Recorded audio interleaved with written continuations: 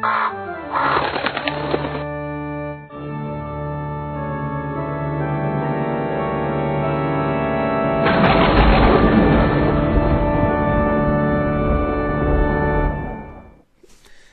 everyone, I am Marcus Raven, and welcome to another episode of The Raven's Nest.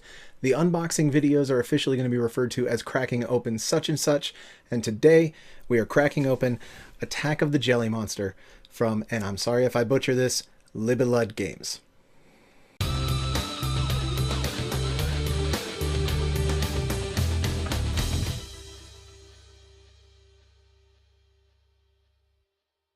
Alright. So this is a new setup for me, so I'm going to be reaching across my table, and we'll figure this out as I continue to make these. But this is Attack of the Jelly Monster, and as I said, if I pronounce this wrong, I apologize. Libellud Games is the maker of this one, and it was designed by Antonin Vacara. Again, a name that if I butchered, I apologize. But let's go ahead and crack this open. Very easy to open plastic so far. I love the art on this. This is really cool. The color scheme really pops. I mean, I don't think pink and purple is something you see too often on a lot of board games. Of course, the last one we did was Stuffed Fables, and actually that one falls into that category as well if you really look at it. And if you want to look at that video, the link can be in the description. Can be. It will be. Here we go. Here we go. Woo! Oh, not as much as I was expecting. We've got bag o' dice of various colors. Let me get these in focus here.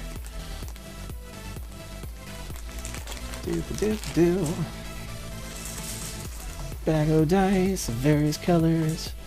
Seems to be a trend lately because Stuffed Fables did that too. But looks like we got blue, purple, red, green, and black. That's cool. They feel really good. Yeah, they looked wooden at first glance, but they are plastic, so that's nice. They're nice looking. Let me, I'll just set them over here. I'll clean up later. And then we've got these things, which I don't know what this might be the border for the board, I think. Because looking at the game layout on the box, which I'll pop a video, or not video, I'll pop an image of that up. These are the player shields. These okay, so these come together like so.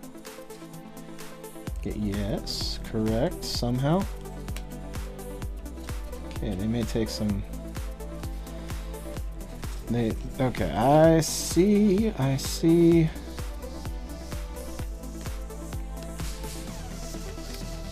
see, but I can't do it.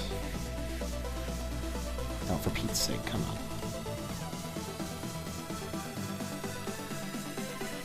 Well, you know what? I'll get that figured out later. But these are the player shields that each player has to roll their dice into. So this one would be the red shield, so you would take red dice.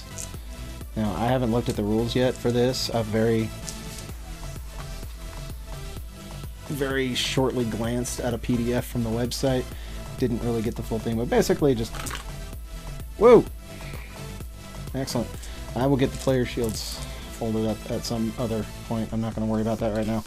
It looks like we've got the colors of red, purple. I am not getting this in view very well. We got red, purple, green, blue, and black, which is printed mostly as gray. Those are the player shields that get folded up. There's probably instructions on how to put those together. I hope so, because I obviously couldn't figure out an extra bag. Always useful and appreciated. Another extra bag. Always appreciated. Okay, these are score counters or something. Let me look at what they're officially called here. Target markers. These are the target markers. Let me get these out.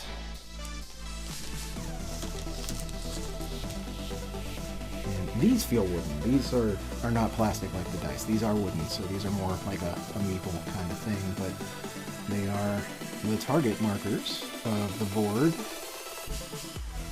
So those are nice. Roll also clean those up later. We've got a timer. It doesn't want to stand on my crooked table. It's a very quick timer. Yellow sand, black ends, very nice.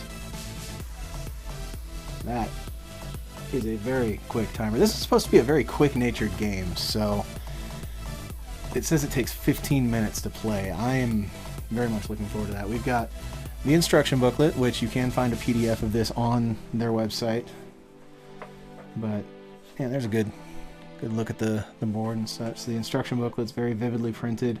I'll give this a read to see how well the instructions are laid out. I mean, once I do the review, that'll be figured out, of course. But that's a very nice booklet. Not too big, not too small. Let me get... Okay.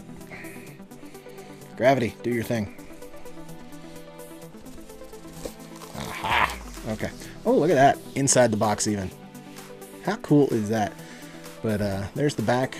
That also shows the layout of the game. Pretty cool, pretty cool. So we've got big old...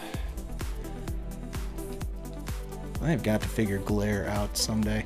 But we've got a big old packet of pop-out cardboard pieces for the entirety of the game.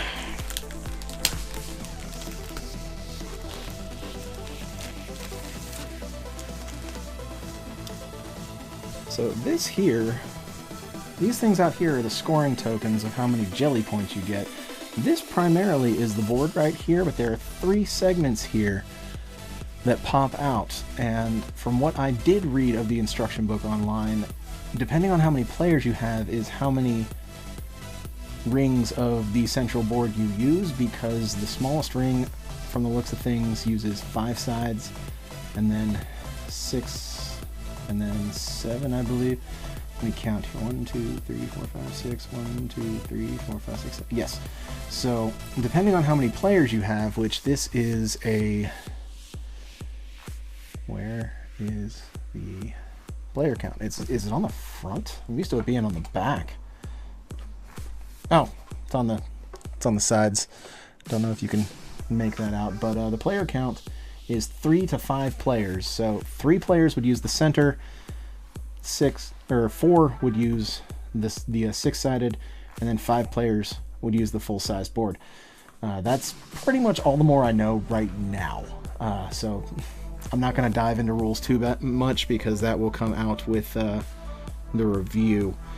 But then we've got, these are the boards that go on the outside of the city board, and these icons are what determine the outcomes of each board, and these spots right here are for these markers to determine which reward is currently active. Now we've got more score tokens, and we've got these things that I don't know what they do yet, so but it's all very good quality. It's a little flimsy, but I don't think that's going to be a problem in the pieces themselves. I mean, it feels pretty standard. But yeah, just more pieces, more boards, and this... Whoop, I'm just going to pop this guy out, apparently. This guy right here is the turn tracker to determine how many rounds are played before final total of jelly points. And I do know that the goal is to get as many of the jelly points as possible. And also, these boards are double-sided with different conditions and rewards printed on them. So there's a lot of variety here. Not a lot of pieces, but it doesn't need to be. There does seem to be a lot of variety here, so I am really looking forward to playing this one. I'm going to put the review together here in the near future, but this has been the cracking open of Attack of the Jelly Monster from, again, sorry if I butcher this, Libellud Games, and designed by Antonin Bacara. Again, I am very sorry if I am butchering these things, but special thanks to Libellud and Antonin. I am terrible with these names. And special thanks to Asmodee North America for sending me this, and keep a lookout for the Raven's Nest review of Attack of the Jelly Monster. If you enjoyed this and want to see more, be sure to like, comment, and subscribe, and I will see you on the next Cracking Open. Bye-bye.